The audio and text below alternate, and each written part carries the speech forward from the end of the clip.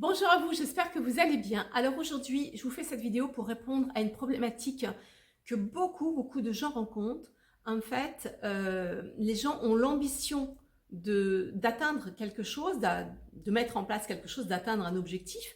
Et en fait, ils font des actions et ils ont l'impression qu'en fait, ça n'avance pas. Ça n'avance pas suffisamment, ça n'avance pas dans le sens où ils veulent, ou ils s'en approchent, mais à chaque fois, il y a un truc qui fait qu'ils n'ont pas tout à fait atteint l'objectif prévu. Bref, ils galèrent. Moi, j'appelle ça, en fait, redevenir acteur de sa vie. Alors, méfiez-vous du sens des mots. Ça a plusieurs sens, en fait. Et souvent, les gens me disent, mais oui, mais moi, qu'est-ce que tu me racontes? Je suis acteur, je fais des actions, je mets des choses en place. C'est pas faute de passer à l'action. Oui, oui, bien sûr, bien sûr. Mais il est clair de toute façon que on ne peut pas dire que le temps va faire les choses, que le temps va régler mon problème, le temps va me donner le résultat que j'ai envie de faire si je ne passe pas à l'action. Donc là-dessus, je suis d'accord avec vous, on met des actions en place si on veut atteindre un objectif. Hein, et pas ça finira par s'arranger ou ça finira par arriver par la volonté du Saint-Esprit. On peut y croire, mais pourquoi pas. La chance, elle se provoque.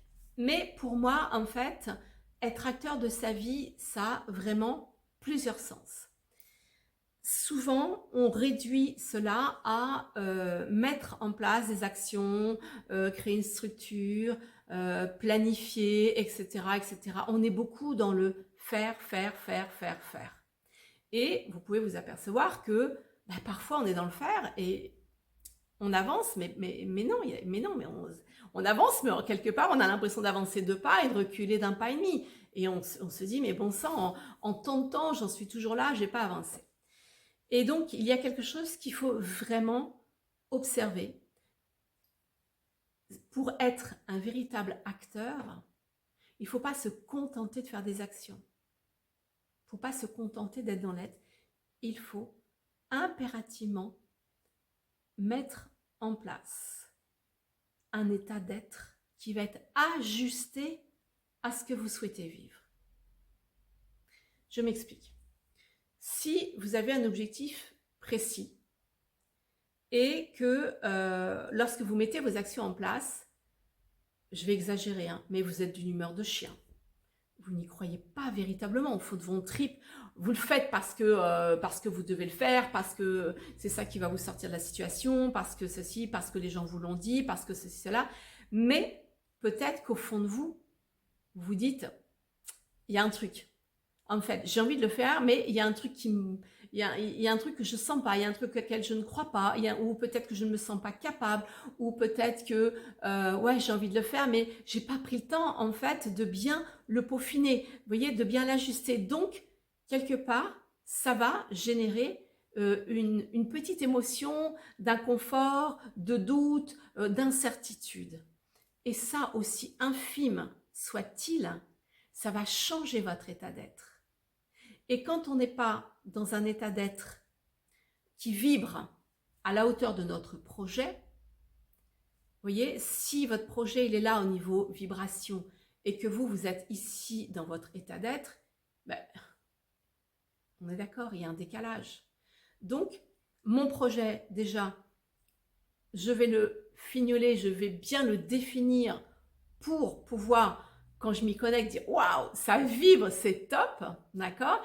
Et automatiquement, quand je parle de mon projet, je sens que je vibre, je vais automatiquement, je vais me mettre dans un bon état et les actions que je vais réaliser, elles vont être elles aussi au même niveau vibratoire que ce que je veux atteindre. Si vous créez un décalage, vous allez être en galère.